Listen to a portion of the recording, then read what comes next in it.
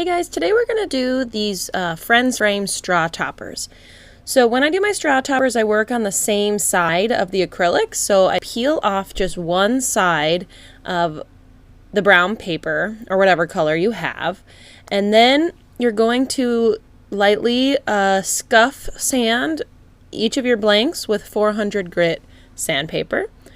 Once you're done sanding, you're going to wash them. Just rinse them with water and dry them really well.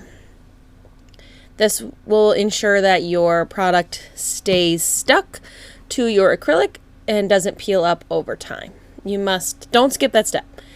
So I'm going to base coat my acrylic with universal white and the red and blue pigments to make a matching purple for my glitter.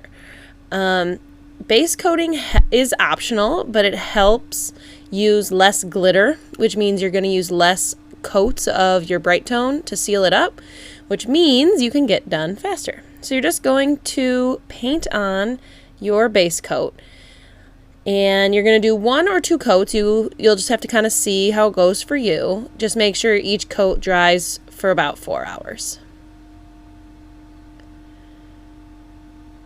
Once your acrylic is dry, you're going to mix in, you're going to need bright tone. So I only use bright tone when I do acrylics.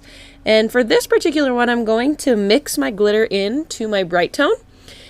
This is not the only method to apply glitter. I also have another video of me doing a cupcake straw topper, and I am doing it in a different method. So if you want to see the other method, go check out that video. So you're just going to need a little bit of glitter, lightly stir it, and then you're going to add it to each one of your acrylics. The pro of doing it this way is that you need less layers, but one of the cons is that it goes on a little bit thicker and it's a little more susceptible to bubbles, and I think that's also because they get kind of trapped with the glitter. But if you're going to cover it with vinyl, I don't usually have too much of an issue when I do that. So you might want to play around with it and see what works for you. Again, check out my other video if you want to see me apply it in a different way. But for this one, I'm going to mix it in and just spread it to the edges and make sure it's completely covered. I'm using a silicone little brush. I'll link that below. It's nice because it's reusable and you can reduce your waste that way. And then make sure that this dries for 4 hours.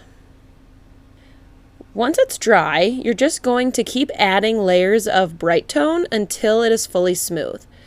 So you just need like the littlest drop on your blank, and you're going to spread it around. Okay, and you're just going to let each coat dry for 4 hours and keep going until you have a smooth surface. You may want to sand after 3 or 4 coats if you need to, and then keep going.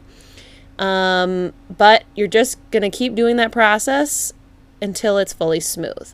Because once it's fully smooth, you can add your vinyl. So again, just a teeny tiny little bit, drying 4 hours in between, and you're going to need a few layers to get the glitter fully covered.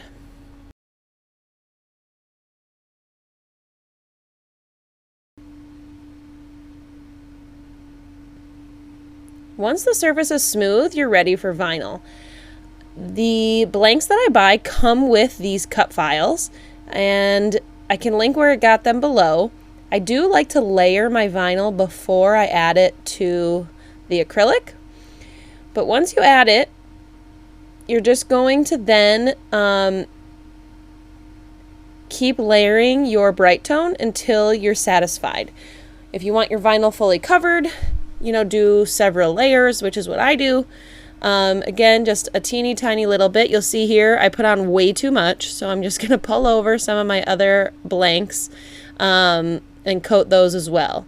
Again, just a very little bit, and then you're just going to keep going until it's fully smooth. The exact number of layers really depends on your blank and your vinyl and layers and all that, how flat your glitter was. So just keep going until you personally are satisfied, and make sure every layer dries for 4 hours. So once it's fully dry, I usually wait 24 hours to start working on the back side, and you're going to remove the brown paper, and you're going to you can use Gorilla Glue or E6000, any type of permanent glue, and you're going to attach the straw charm. And I will link this below as well. So you're just going to put a teeny little smidge of glue, and then you're going to put the topper in the glue, and then you're going to let it dry for 24 hours or whatever it says on your bottle. And then you're ready. You can throw it on top of a straw, and it makes a really fun little decoration. So I hope this helps. Again, check out my other video if you want to see a different method of applying glitter. Make sure you subscribe if you haven't done so already, and comment below if you have any questions.